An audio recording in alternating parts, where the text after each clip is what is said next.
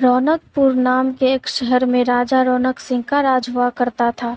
वो हमेशा अपनी प्रजा के हित में कार्य किया करते थे। वहाँ की प्रजा बहुत खुश रहती थी। एक दिन गिद्ध आकाश में भूतिया पेड़ के बीज लेकर उड़ रहा था। जैसे ही गिद्ध रौनकपुर पहुंचा तो उसके मुंह से एकदम बीज रौनकपुर के बीचों बीच गिर गया। बीज भूतिया था, इसलिए अगले ही दिन वो पौधा बन गया। वहाँ के स्थानीय निवासियों ने जब पौधे को देखा तो हैरान रह गए, क्योंकि पौधे का रंग काला था। बाद में लोगों ने आपस में चर्चा की और यह समझा कि खेत में उगने वाला कोई घास पात या वनस्पति होगी। दूसरे दिन वह पौधा काफी बड़ा हो गया। लोगों को और ज्यादा दुविधा हुई कि एक ही दिन में ये पौधा इतना बड़ा कैसे हो गया। होते होते वो पौधा तीसरे दिन बड़ा पेड़ बन गया। समय बीता और लोग भी तेजी से बढ़ने वाले पौधे के बारे में सोच सोचकर परेशान हो रहे थे।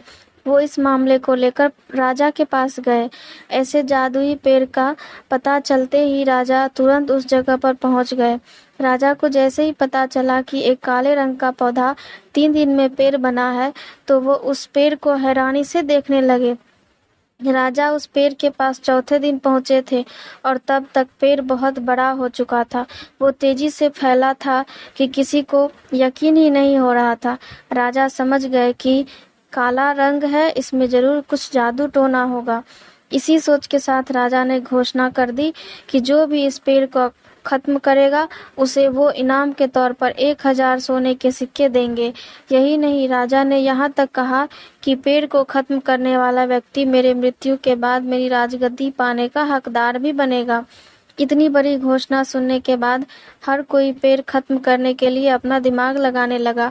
राजा के सारे चतुर मंत्रियों ने भी तरकीब लगाई, लेकिन पेड़ को कोई भी नष्ट नहीं कर पाया। किसी ने पेड़ के आसपास आग लगवाई तो एक मंत्री ने उस भूतिया पेड़ को हाथियों तक से खिंचवाया, लेकिन पेड़ को कुछ भी नुकसान नहीं हुआ।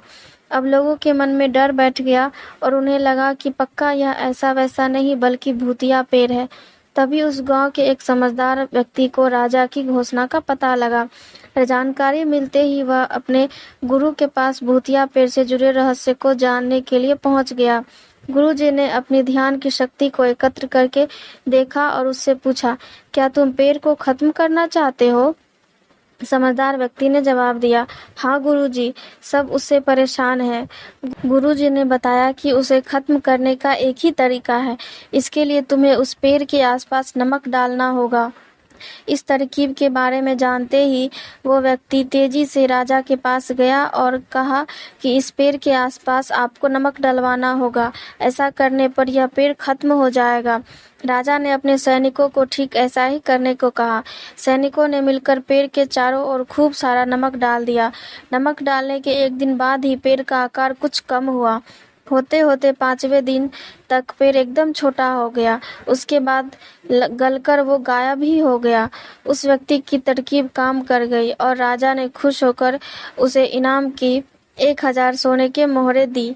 उसके बाद एक पत्र दिया जिसमें लिखा था कि वो राजा के मरने के बाद उनकी गद्दी को संभालेगा। वो समझदार व्यक्ति खुश होकर अपने घर चला गया।